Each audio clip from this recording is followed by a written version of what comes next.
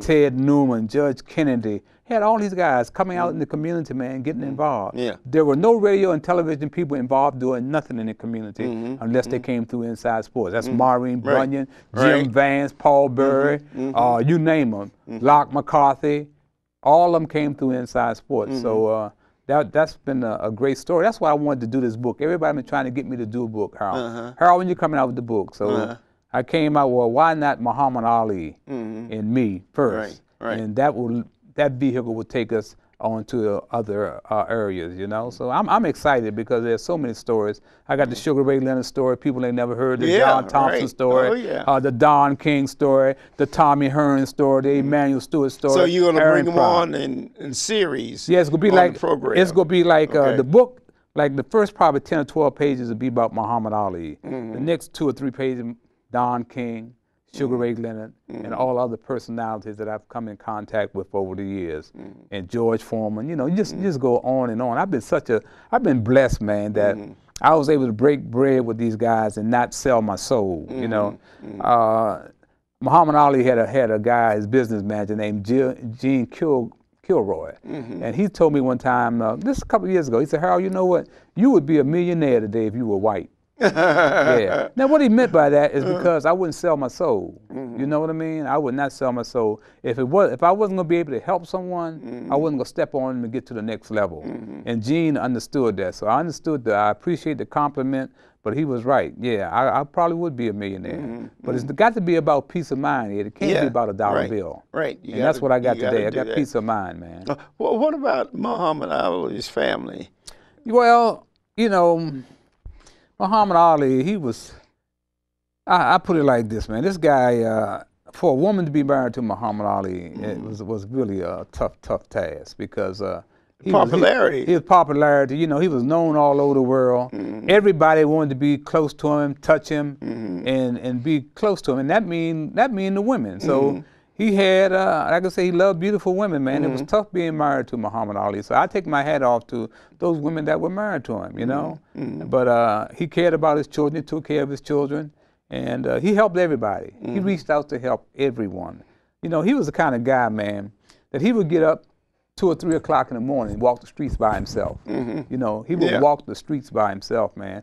He wasn't one into the entourages and all that stuff. I think that's why I was able to become so close to him because he picked his own friends. He didn't let other people pick his friends, man. So I feel very fortunate that I was one of the few that had a chance to really sit down and go one-on-one with him. You know, we sit up in his hotel room and talk about everything. He was a very smart individual. Well, what about you've been close to him. What about the name change from Cassius Clay to Muhammad Ali? That's mainly because of Malcolm. Malcolm. Was that reason for that? And Malcolm X had a great influence over Muhammad Ali. He met Malcolm X, and he never forgot the type of racial strife that he had to go through growing up in Kentucky. And when Malcolm X came on Louisville, the scene, right? Louisville, Kentucky, that's right. He never forgot that racial strife that he went through. And he had a lot of respect for Malcolm X. Even though they fell out in the end, you know, it was not really Muhammad Ali's doing. It was really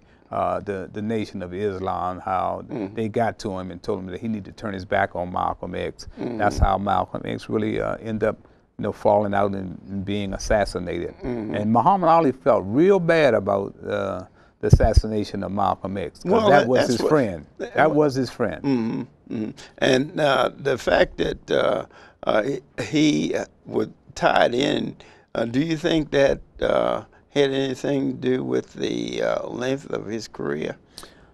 Not really. I think that Muhammad Ali, what happened, man, is that he just didn't know when to walk away from the game. You know, once you get into that spotlight like they do, man, you know. Well, most athletes fall into that. Fall into you know, that, they always feel that they can do the things they did 10 years ago. But no matter how good you are, your abilities, they leave you just like everything else. You know what I mean? And aging, and aging is the factor that athlete generally don't want to recognize.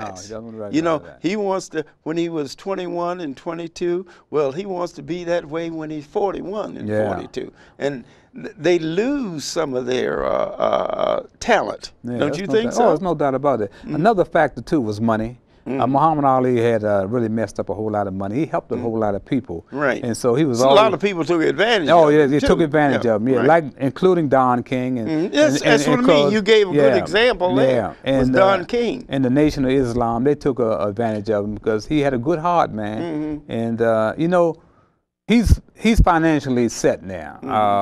In 2007, good. Yeah, 2007. I want you to emphasize that. Yeah, he's financially set, and I'll tell you why he's financially set, because in 2007, he sold his name and his likeness for $50 million to a group, and plus 20% of the net.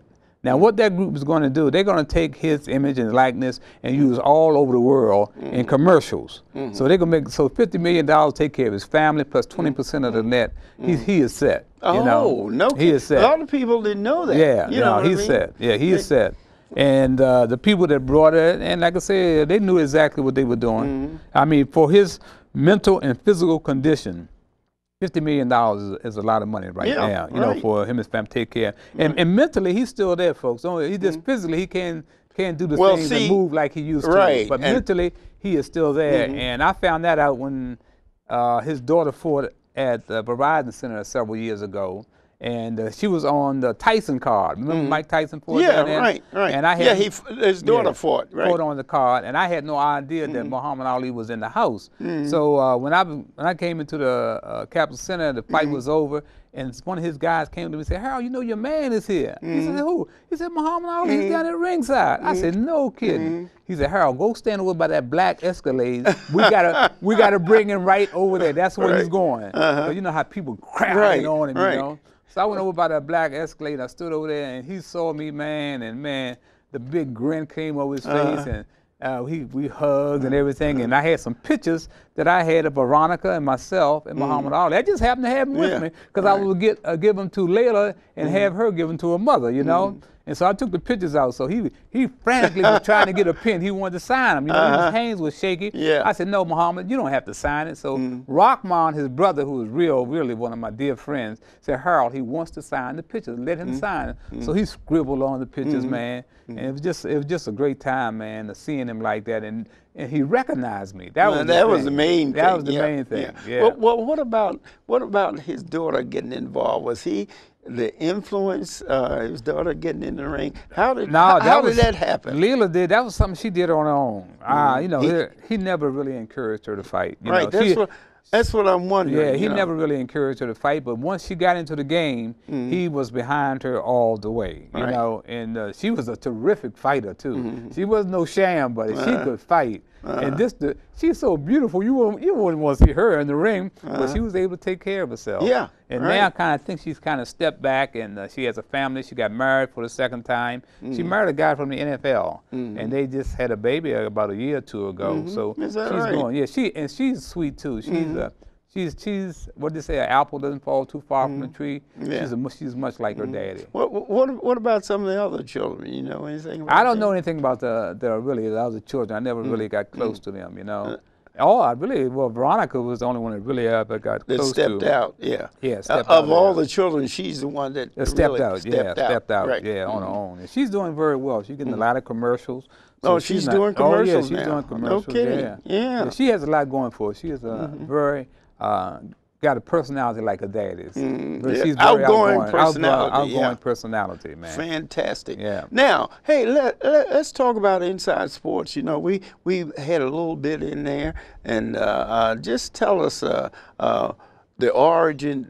Go back and the origin of it. Let me tell you something, man. You know, people always, you know how folks discovered America with the Indians already here. Yeah. We got a lot of folks discovered. Columbus, huh? Yeah, like Columbus. The people discovered Inside Sports with me already being here. You know, for example, Inside Sports, my lawyer told me from the beginning, he said, Harold, trademark this name. This is going to be a hot name. And, man, I was just so happy to be on radio and television, man. I wasn't even thinking about it. Right. And but it actually started in radio, right? Yeah, it started radio. Yeah, That's right. what I named my show, Inside Sports. That was the original Inside Sports. Well, see, people don't understand, and then other people gravitated in TV into Inside Sports, whereas you started the Inside Sports on radio when there wasn't any TV. One of the things is tell us about that. This is a poster that I designed called The History and Legends of Inside Sports. And it tells a lot about the history, because I found out one thing: